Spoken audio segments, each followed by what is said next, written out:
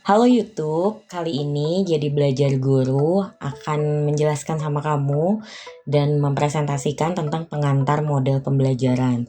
Nah, sebenarnya materi ini cocok banget untuk kamu yang mau jadi guru atau sekarang yang sudah jadi guru dan mau tahu lebih lanjut tentang apa itu pembelajaran, apa itu model pendidikan dan yang lain-lain.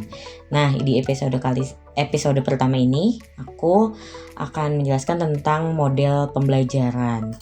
Jadi apa sih model pembelajaran itu dan kenapa? Nah, ini yang slide 1 ya pertama.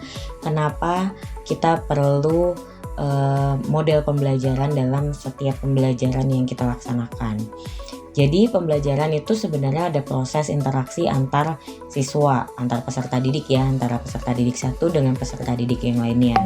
Terus juga antara peserta didik dengan pendidiknya, antara siswa sama guru, atau antara peserta didik dengan sumber belajar, artinya antara siswa mengakses sumber belajarnya atau mendapatkan sumber belajarnya.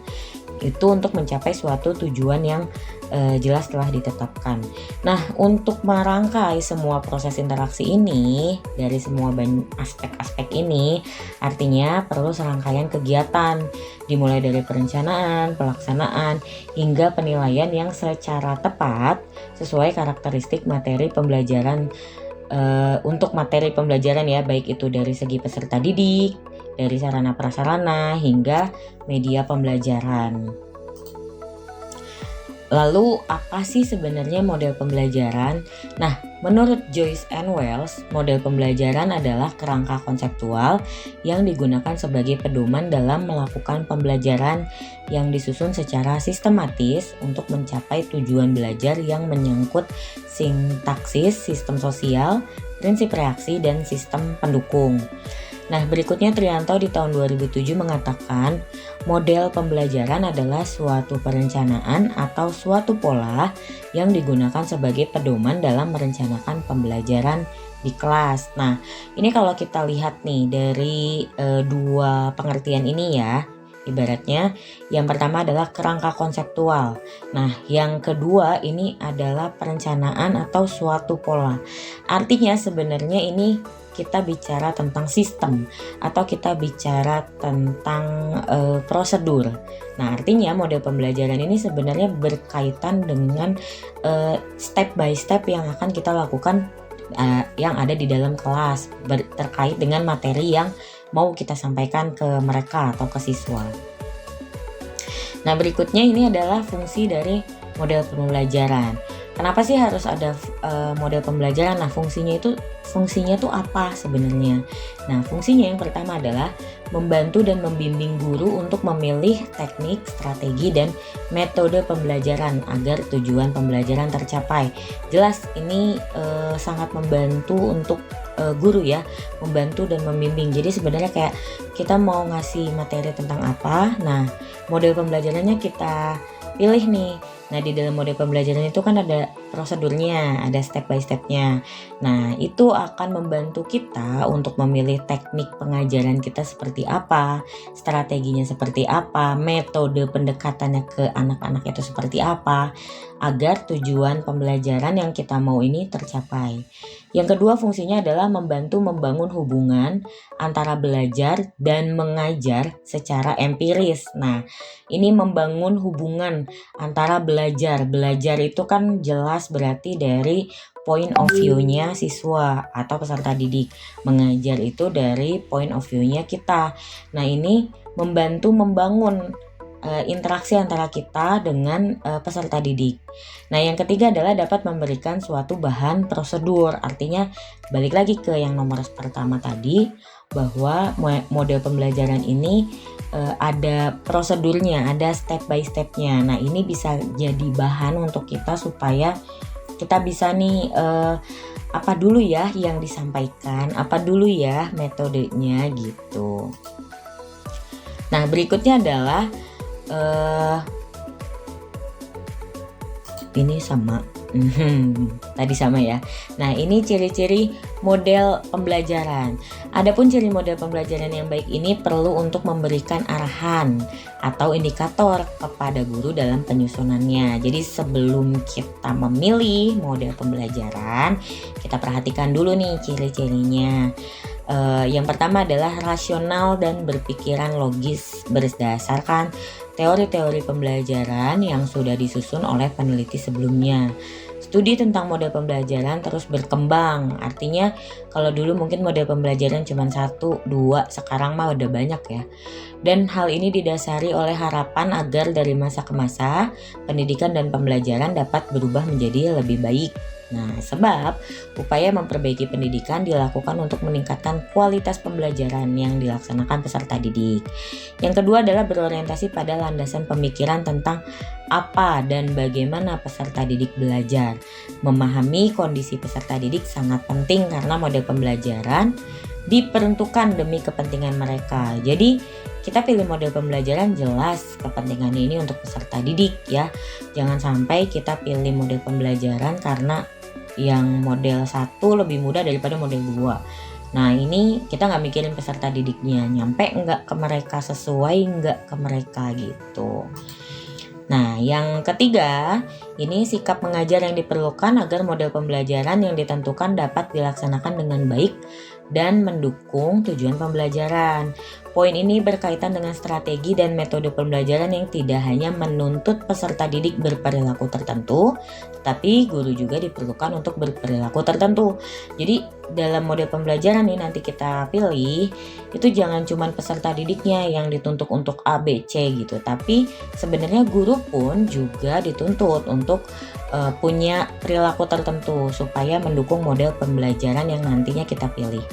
Yang keempat adalah mendukung lingkungan belajar yang diperlukan agar pembelajaran tercapai. Jelas ya, kalau lingkungan belajar ini sudah mendukung, artinya model pembelajaran yang kita pilih pun akan mendukung kinerja peserta didik dalam proses pembelajaran itu sendiri. Nah, ini ada beberapa prinsip pembelajaran, totalnya tuh ada 14 ya. Yang pertama adalah peserta didik difasilitasi untuk mencari tahu, bukan tempe. Apa sih? Peserta didik difasilitasi untuk mencari tahu. Artinya difasilitasi di sini bukan berarti peserta didik itu harus dikasih terus-menerus gitu kan. Dikasih bukunya, dikasih catatannya, enggak. Tapi difasilitasi itu berarti diberikan ruang untuk mereka cari tahu, diberikan waktu, diberikan jeda untuk mereka eksplor gitu ya. Nah, yang kedua adalah peserta didik belajar dari berbagai sumber belajar. Kalau dulu mungkin kita belajar dari satu sumber belajar yang homogen ya. Buku aja udah ada buku paket, ada AKS ya, lembar kerja siswa. Aduh, ketahuan umurnya nih. Jadi kalau sekarang mah banyak ya sumber belajar, bisa dari internet, bisa dari berita, dari majalah, mungkin dari sumber langsung, observasi ya ke lapangan langsung gitu. Jadi sumber belajar itu banyak. Nah, yang ketiga adalah proses pembelajaran menggunakan pendekatan ilmiah. Ini penting ya, karena jangan sampai proses pembelajaran itu hanya berdasarkan opini atau isu yang berkembang di masyarakat, tapi juga harus ada pendekatan ilmiahnya.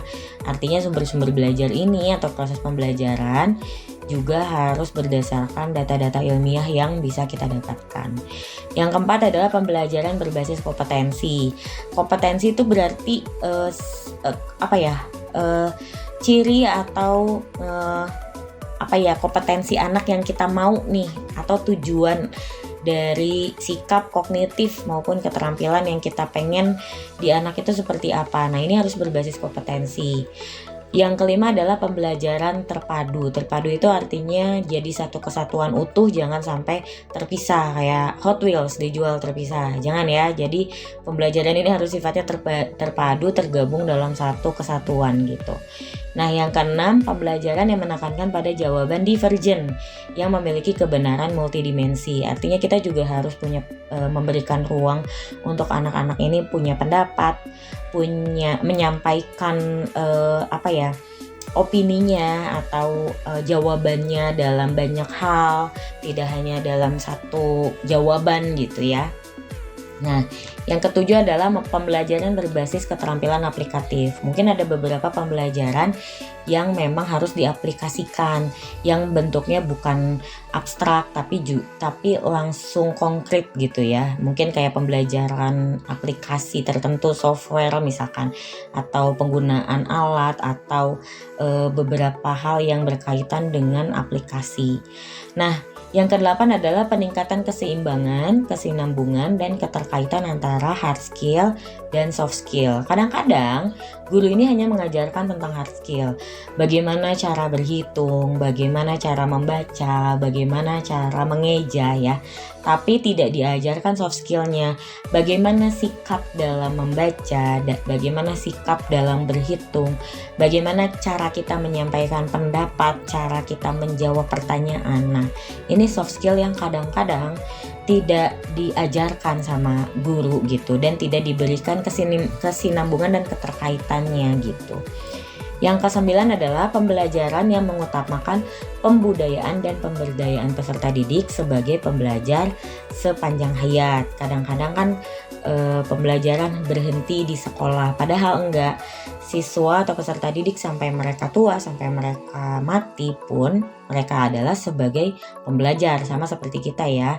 Kita bukan hanya sebagai seorang guru gitu. Kalau kita nggak jadi guru pun kita juga pembelajar sepanjang hayat. Yang ke-10 adalah pembelajaran yang menerapkan nilai-nilai dengan memberi keteladanan, membangun kemauan dan mengembangkan kreativitas peserta didik dalam proses pembelajaran. Ini jelas sebenarnya tugas guru, tidak hanya ngasih materi, ngasih subjek materi pembelajaran, tapi juga ngasih keteladanan, terus ngasih motivasi ya, membangun kemauan ini memberikan motivasi untuk anak-anak bisa belajar terus dan mengembangkan kreativitasnya. Yang ke-11 adalah pembelajaran yang berlangsung di rumah, di sekolah, dan di masyarakat. Kadang-kadang pembelajaran hanya terbatas pada ruang kelas. Jadi di sekolah aja gitu ya, udah selesai, keluar kelas udah selesai. Padahal pembelajaran itu bisa berlangsung di rumah dan juga di masyarakat. Yang ke-12 adalah pemanfaatan teknologi informasi dan komunikasi. Nah, lagi-lagi sebenarnya teknologi informasi dan komunikasi ini sebenarnya untuk efisiensi dan efektivitas dalam pembelajaran. Misalkan anak diberikan link untuk sumber belajar, jadi mereka bisa berselancar lebih bebas di internet gitu ya. Jadi anak-anak itu punya waktu untuk membaca lebih panjang dibanding mereka harus lari-lari ke perpustakaan misalkan, atau kasih jeda waktu 2 minggu untuk cari buku gitu, ternyata waktunya habis. Nah, ini bisa kita manfaatkan teknologi informasi dan komunikasi. Yang ke-13 adalah pengakuan atas perbedaan individual dan latar belakang budaya peserta didik. Nah, ini jelas ya, kalau dalam pembelajaran kita harus bisa mengcover semua peserta didik di dalam kelas. Misalkan ada yang disabilitas atau yang anak berkebutuhan khusus ya, kita juga harus bisa mengcover itu. Atau ada anak yang berbeda bahasa gitu ya, kita harus bisa kasih mereka pemahaman yang sama dengan yang bahasa dengan kita berikan gitu. Nah, yang ke-14 adalah suasana belajar menyenangkan dan menantang. Ini penting ya, karena anak-anak kalau misalkan pembelajarannya tidak menyenangkan dan menantang, mereka gampang lupa gitu ya, dan nggak tertarik gitu. Jadinya ini materi nggak penting gitu. Nah, berikutnya adalah komponen yang harus ada dalam mode pembelajaran. Yang pertama adalah sintaks. Sintaks itu dalam mode pembelajaran itu seperti tahapan. Apa dulu nih tahapannya, yang pertama, yang kedua, berikutnya, dan seterusnya sampai selesai. Yang kedua adalah sistem sosial. Nah, dalam model pembelajaran ini ada sistem sosial yang dibangun, atau ada sebuah sistem yang kita bangkitkan ya, atau yang kita susun gitu. Yang ketiga adalah prinsip reaksi. Nah, kita harus melihat juga nih, apakah model pembelajaran ini bekerja dengan baik pada anak. Kita juga harus lihat reaksinya seperti apa. Nah, yang keempat adalah sistem pendukung. Kita juga harus lihat apakah media pembelajarannya mendukung gitu kan, atau tidak, apakah sarana prasarananya ini mendukung. Nah, sistem pendukung ini juga cukup penting ya dalam menentukan model pembelajaran. Jadi kita harus lihat nih komponennya dalam model pembelajaran, apakah sesuai dengan tujuan pembelajaran yang ingin kita capai atau tidak gitu. Nah, berikutnya adalah karakteristik model pembelajaran. Ini ada spesifikasi, ada 5 spesifikasi ya, dari hasil belajar, ada spesifikasi lingkungan, ada spesifikasi kriteria kinerja, ada spesifikasi operasi, sampai prosedur ilmiah. Nah, biasanya karakteristik model pembelajaran ini, dari kelima spesifikasi ini, kita lihat mana yang sebenarnya bisa bisa kita ambil atau bisa kita aplikasikan dalam tujuan pembelajaran yang ingin kita capai gitu. Nah, oke deh, selesai. Terima kasih semua. Nah, materi yang aku jelaskan hari ini itu bisa kalian download, tertera linknya di deskripsi box. Jadi kalian bisa download, nanti aku sediakan folder di Google Drive, kalian bisa bebas download di sana, dan beserta makalah-makalah yang aku jadikan sumber di pertemuan kali ini. Di pertemuan berikutnya mungkin aku akan jelasin model-model pembelajarannya satu persatu, dari mungkin inquiry, discovery learning, problem based learning, project based learning, sampai yang terbaru teaching factory. Nah, jadi ada banyak model pembelajaran yang mungkin nanti bisa kalian contek ya, atau bisa kalian aplikasikan di pembelajaran kalian, baik yang guru, dosen maupun instruktur atau pelatih. Nah, kalau kalian mendukung channel ini, subscribe sama like postingan. Kalau ada kritik dan saran, please banget, boleh banget komen. Misalkan aku ada salah penyampaian atau kita bisa diskusi lebih lanjut tentang materi ini, boleh banget kalian komen aja di comment section di video ini. Terima kasih, sampai jumpa di episode berikutnya. Wassalamualaikum warahmatullahi wabarakatuh.